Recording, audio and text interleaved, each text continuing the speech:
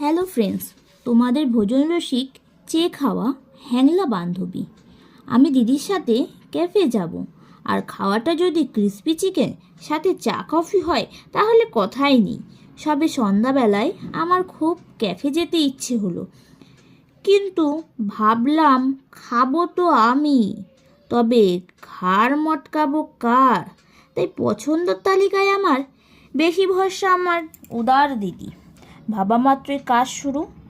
আমার ছেলেকে সাথে নিয়ে দিদির সাথে পা মিলিয়ে ক্যাফের দিকে রওনা হলাম। রাস্তায় বেরিয়ে দেখলাম বেশ অন্ধকার, কিন্তু আশা ছাড়লাম না।